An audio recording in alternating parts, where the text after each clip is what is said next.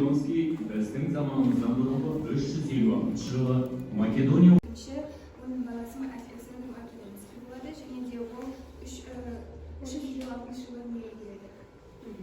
Біздің заманымыздан бұрынғы. Александр Македонский немесе Ескендір Зұлқарнайн деп аталатын үшінші ұлы Александр, ол Македония патшасы Филипп патшаның ұлы болатын. Ол 21 жасында өзі таққа отырады. Жақсы бала. Жалпы енді мен неге бұл көрсетіп тұрмын деп ойлайсыздар? Неге мен бұл бейнебаянды көрсеттім? Иә, бүгінгі тақырып. Жалпы бұл Ескендір поэмасының кейіпкерлері кім еді? Негізінен көрінетін осы екі кейіпкер. Александр Македонский, Ескендір деген атпен әйгілі болған қазақта. Соған байланысты бүгін біздің тақырыбымыз шығармадағы кейіпкерлер жүйесі, Аристотель бейнесі. Мақсатымыз, қол жеткізетін мақсатымыз. Көркем шығармадағы кейіпкерлер жүйесі жинақтау және таралау, көркем шығармадағы көтерілген мәселелерді жаңашылдығына қарай баға беру. Осы екі мақсатқа қол жеткізуіміз керек. Олай болса, бәрі кітаптарыңызды аша қойыңыздар, дәптеріңізді аша қойыңыздар. Күннің жазып жазып қояды, бастап тапсырмаға көшеміз.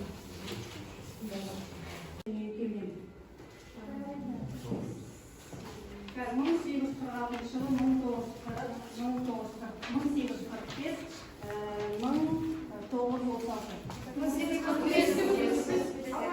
Абай емес Құнанбай неше жасында туған? Ескендір поэмасы қай қаспен жазылған? Кейін көрсетіп жіберіңіз. Садалар мөлдірға. Ескендір поэмасының идеясы қандай? Туған жер сыртқы жаулардан қорғау, салт дәстүр дәріптеу, зұлымдық пен қатыгездікті мансапқорлықты әшкерелеу, отан сүйгіштікке тәрбиелеу. Ескендір поэмасының тақырыбы қандай? Филипп патшаның өлімі, Ескендірдің таққа отыруы, шүлдаларға қақпа, Ескендір өмірінің шынайылығы. Мұнда қарай, дәптеріңізді аша қойыңыздар. Тапсырмасы деп кітаппен. Кітаптан екі бейнеміз бар, Ескендір және Аристотель. Сол екі бейнені ашатын сөздер, сөз тіркестері, бейнелі сөздерді тез жазылады.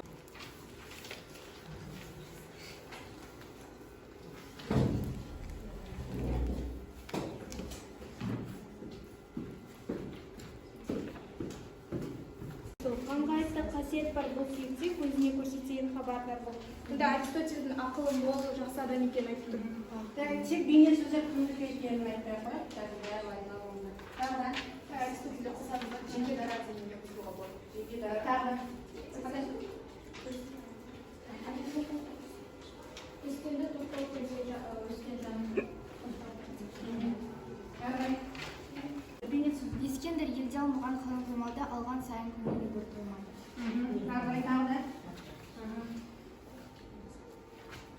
Араны барған сайын қаттатылып, жердің жүзін алуға ойлады. Яғни бұл жерде оның аш көздігінің жүзінде тұр. Ескендір елде алмаған қоймады, алған сайын көңілі бір толмайды.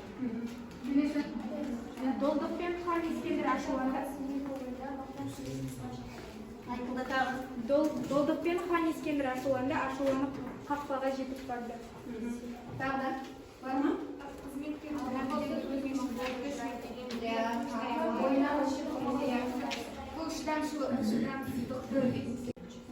Мақтанасын біреуге мақтанысын деп жайынан ешқандай бақпас.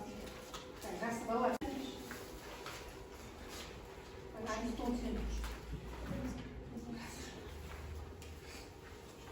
Мәселелер қандай әрекет екен ол? Шығармадағы көтерген мәселені қазіргі заман көрінісімен салыстырып бағалау керексіздер. Бірінші сіздерге кейіпкерлер жүйесін анықтайсыздар, білесіздер ғой енді. Кейіпкерлер жүйесін жинақтау даралау тағы айтып суриясында. Көтерілген мәселені көрсетуді шығарма жұмысымен салып келтіріңіздер. Ескендір.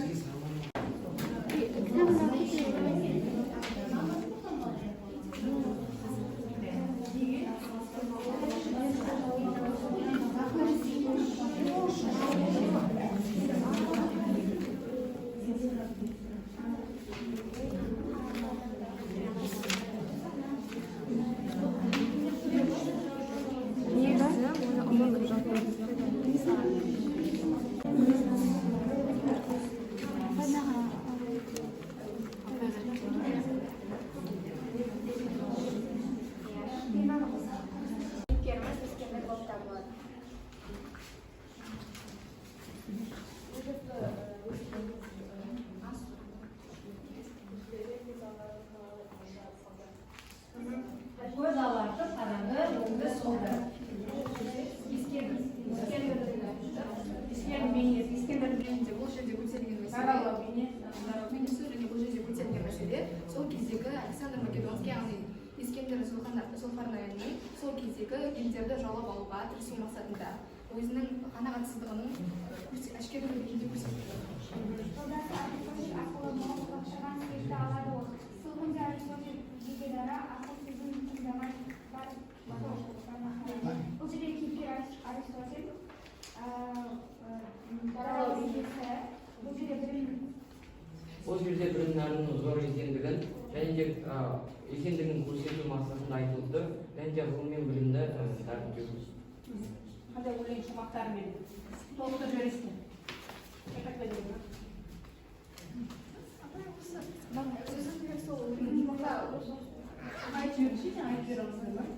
Біріншісі айтатын болсақ, осы жоқ Искендерді біле мекен, Македония шаһары оған мекен. Филипп патша баласы еркөңілді, мақтан сүйгіш қызғаншақ адам екен. Жақсы, бала даралау деп жазып қойдыңыздар, негізі жинақтау мен даралау екеуі бір-біріне байланысты. Даралау деп дара мінезін көрсеттің, сол Искендер мен Аристотель. Бірақ бұл даралау мінездеу неге апарады? Жинақтық, яғни типтік бейнеге апарады. Өйткені Аристотель мен Искендер сияқты кейіпкерлер сияқты адамдар біздің арамызда бар. Сондықтан ол тек қана тура мінездеу емес, даралаудың өзі екеуі өтеді, тура және жаман мінездеу. Ол сол бар, неге апарады? Жинақтық мінезге апарады, жинақтық бейнеге апарады. Жақсы, рахмет.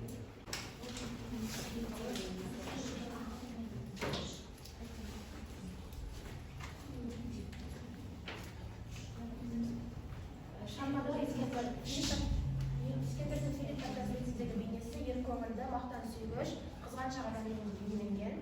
Ал жер жүзін жаулап алудағы бейнесі ол мықтымын деп мақтанба, ақыл білімі мықты болса, өзіңнің нәпсіңді тый деген өлең жолдарында бейнеленген. Орамалға түйілген бас сүйек, ол ашуланып, сыйға келген орамалға түйілген бас сүйекті лақтырып жібереді. Және бұл жерден оның кекшілдігі байқалады. Данышпан Аристотель жаңағы Искендерді лақтырып жіберген сүйегін барып көтереді. Бұл жерден ол данышпан байқалады.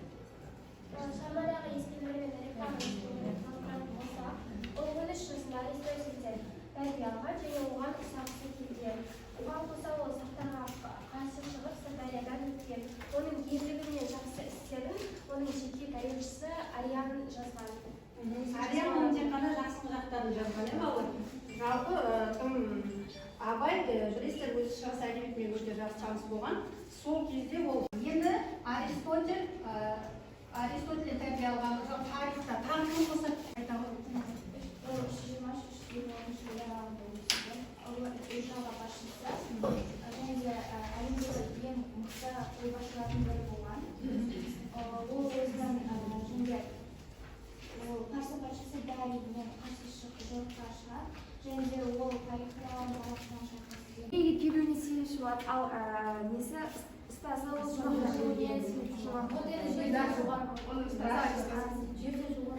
Жақсы. Тағы да.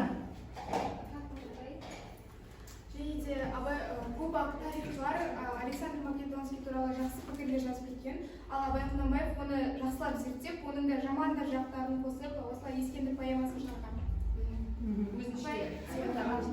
Тарихи сол поэмаларды, оның алдындағы шығармалардың бәрін, өзінің алдындағы шығармалардың бәрін оқи келе тарихи шындықты ескере отырып, өзінше Искендерді өзінше жырлаған. Және де Александр Македонский деп алмай, Александр деп алмай, оны Искендер қазақтың тіліне жақын болып деп алған.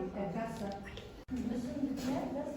Аристотельдің өте ақылды, жеке тұлға, дара адам екенін түсінуге болады. Ол Искендер Зұлхарнайынды осы жерден сабырға келтіргенін көре аламыз. Сол күнде Аристотель жеке дара, ақыл сөзін қиналмай баруға шара. Таразына әкелген сүйекті сал, бір жағына алтын салғы шөп қала. Осы жазылған өлең жолдарында ақын Аристотельді өз ой пікірін қорғай алатын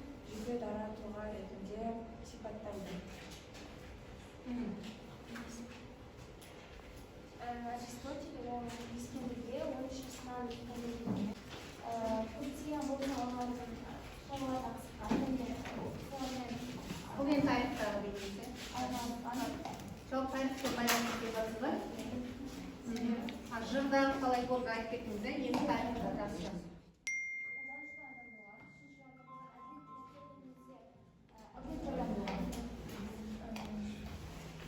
Ескендір үшін ол сыйлардан болған, өйткені оған қатты құрмет көрсеткен. Ол соғыстан кейін оның ата-анасына емес, бірінші ұстазына сәлем берген, өйткені ата-ана ол дүниеге келуіне себепші болса, ал ұстазы оған жұмаққа кіруге себепші болған сөз айтып кеткен. Жалпы Аристотельдің балалар тарихта. Енді бұл шығармада дана, ақылды, Ескендірге жол сілтеуші, ақыл беруші ретінде суреттеліпті ғой. Ал өмірде де ол мына Филипп патшалығына келуінің өзіндік тарихы бар екен. Мен танысып аласыздар. Ол тек бірден Филипп патшаның Македонияға бірден келе қойған жоқ. Оның алдында да оның өзінің өмірінде әртүрлі оқиғалар болып бар. Македонияға келген кезде осы Филипп өзінің баласына оны не қылып алады, ұстаз қылып алады. Ол жаңа айтыңыздар, ол тек қана бір салада ғана жұмыс жасаған жоқ Аристотель. Ол сізде барлық ғылымдарда еңбек етті. Және атақты Аристотель ол тек қана философ емес, айтқандай ол атақты және атлет, ол олимпийский ойындарға қатысқан. Математика, ең алғашқы бастайды. Яғни бұл әрекетімен ол бізге өзінің ашкөздігін және мақтансүйгіш қызғаншақтың қасиеттерін көрсетеді. Және де бұл абай поэмасының негізгі бастауы Альберт фон Шамисінің неміс жазушысының өзінің поэмасынан алынған болатын.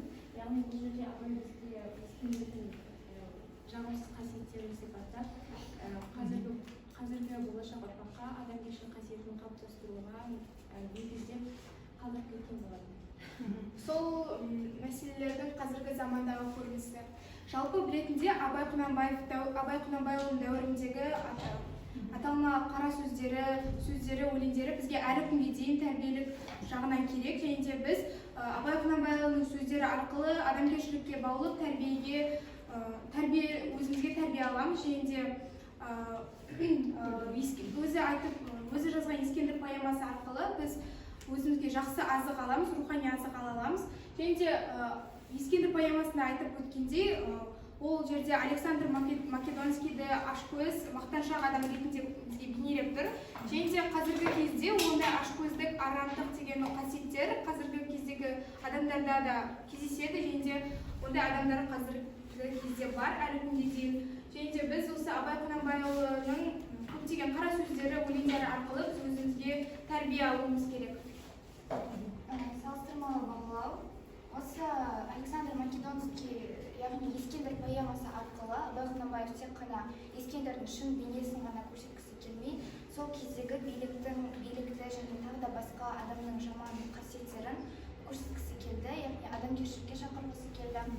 Ескендір поэмасында көрсетілген кейіпкер бейнесінде ашкөздік, мақтансүйгіштік, қызғаншақтық деген жағымсыз қасиеттерді бейнелейді. Және де үзіндіде айтып кетеді. Бұл адам көз сүйегі деді ханға, тояма адам көзі мұңмен санға. Жеміт көз жер жүзіне тоймаса да өлсі тояр көзіне құм құйғанда. Бұл жерде адамның көзі қанша тоймаса да ол көзіне құм құйғандай бәрібір де сен ол еш нәрсені оны болмай қалады деген сияқты.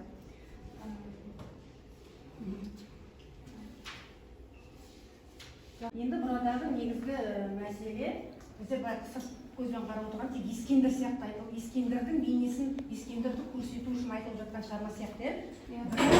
Осы шығарма арқылы балалар, айттық қой, жазылымның өзінде бір ерекшелігі бар. Ол әртүрлі тарихи деректерді қарап, мен қалай жазсам деген, оған да ой келген болар.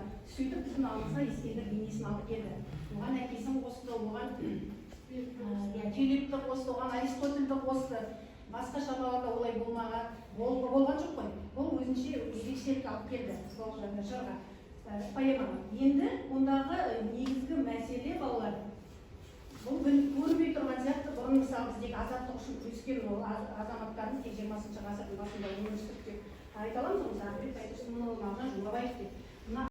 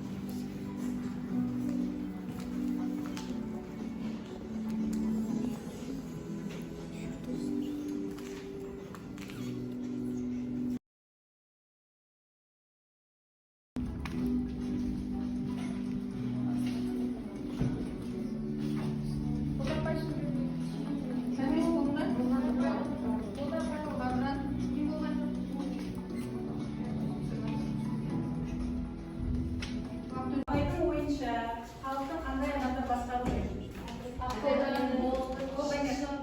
Толық айтып болу керек.